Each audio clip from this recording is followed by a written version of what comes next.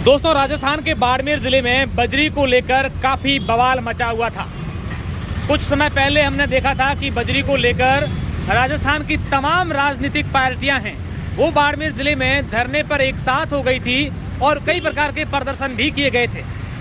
लेकिन इन लोगों की उस समय मांग थी कि बजरी माफिया जो ठेकेदार हैं वो मनमानी से लूट मचा रहे हैं, यहाँ पर बजरी की दरें हैं वो ज़्यादा हैं और अगर ऐसा नहीं करते हैं लोग तो उनके साथ मारपीट भी की जाती है।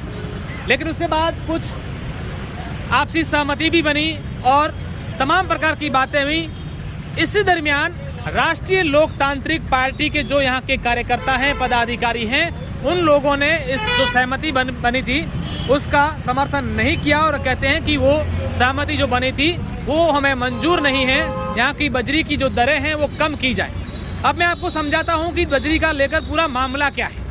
दरअसल राजस्थान पूरे में जहाँ बजरी का खनन होता है वो एक ठेकेदार को उनको नीलामी के तहत ठेका मिलता है और पूरे राजस्थान में बजरी खनन किया जाता है और उसके बाद उनकी जो दरें होती हैं वो टन के हिसाब से निर्धारित की जाती हैं। बाड़मेर में बजरी को लेकर ऐसा मानना है कि 300 रुपये से अधिक प्रति टन बजरी की कीमत है, यही है 500 रुपये है और ये चाहते हैं कि वो दरें कम हो और इसी को लेकर आज 80 दिन से राष्ट्रीय लोकतांत्रिक पार्टी के जो कार्यकर्ता हैं, पदाधिकारी हैं, वो धरने पर बैठे। मैं इन लोगों से बात करने की कोशिश करूंगा। सर, क्या नाम है आपका और 80 दिन हो गए धरने को, क्या पूरी बात है?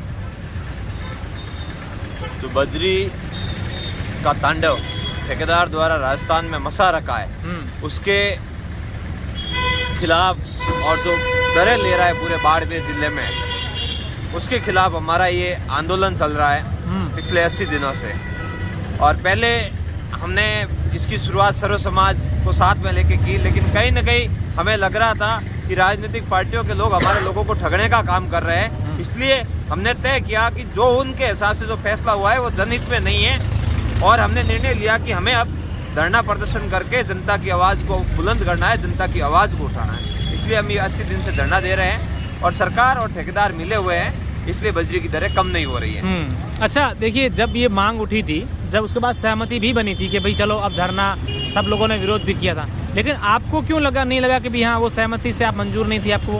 हम कैसे मान लें जब हमारे भाइयों को 60 रुपये की चीज़ के 400 साढ़े 400 रुपये पे ये सहमति बना रहे हैं, वो कहाँ का न्याय है? पहले आप 200-300 रुपये बढ़ाओ, फिर 150 रुपये कम कर दो। वो एक घुमा फिरा के गुमराह करने वाली बात हुई। अगर असल में इनकी नीयत साफ होती और असल में इनका इरादा नेक होता तो ओरिजिनल 100-200 रुपये बजरी की रेट करते और अपने आप को एक नया आयाम स्थापित करते कि हम जनहित के लिए काम करते हैं। अच्छा थान सिंह जी, आप 80 दिन से धरना दे रहे हैं लेकिन आपके सुप्रीमो यहाँ आए नहीं, क्या बातचीत होती है? बिल्कुल बातचीत होती है। हाँ। और हर बात में अब हम लोगों ने ये ठाना है कि हर जगह पे नेताजी को कहाँ तक लाएंगे। हमने 80 दिन तक प्रयास किया कि क्या पता ये मामला हमारे स्थानीय स्तर के नेताओं से सुलझ जाए। हमारे उम्मीदवार राम जी बेनीवाल हमारे साथ में 80 दिन से कंटिन्यू आते, कई रातें हमारे साथ में यहाँ बिताई है और हमारे साथियों ने और हमने मिलकर यहाँ 9 दिन तक आमरण अनशन भी किया।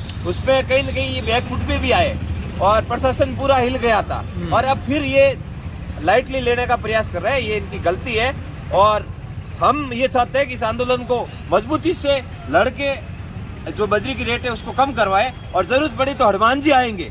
ये बात नहीं कि हनुमान जी नहीं आएंगे। हमारे जो बाड़मेर की जिला इकाई है उसने निर्णय किया था कि हमें हमारे लेवल पे इस मामले को सुलझाना है और कहीं ना कहीं हम इस पे कामयाब भी हुए हैं। हमारी काफी बातों पे सहमति बनती दिख रही है और सहमति के और बातचीत और वार्तालाप के बाद हमने आमरण अनशन तोड़ा था और अगर आगे रेटें कम नहीं हुई तो जरूर ही नेताजी आएंगे, हमें पूर्ण विश्वास है। इसलिए ईमानदार और निष्पक्ष पार्टी के साथ हम जुड़े हैं और हमें हमारे सुप्रीमो साहब पे पूरा भरोसा है कि जनहित के लिए वो हमेशा आगे रहते हैं और बालोतरा बाड़मेर में भी ये बजरी की रेट कम करवाने के लिए आगे आएंगे। बिल्कुल निश्चित रूप से आप देखिए, ये राष्ट्रीय लोकतांत्रिक पार्टी के पदाधिकारी और कार्यकर्ता हैं, यहाँ पर 80 दिन से धरने पर बैठे हैं और लोगों की मांग है कि बजरी की जो दरें हैं वो कम की जाएं ताकि आम लोगों को राहत मिले। अब देखने वाली बात होगी कि सरकार इनकी मांगें कब मानती है और कब इन लोगों का धरना जो यहाँ से हटाया जाता है। बहुत बहुत शुक्रिया, धन्यवाद।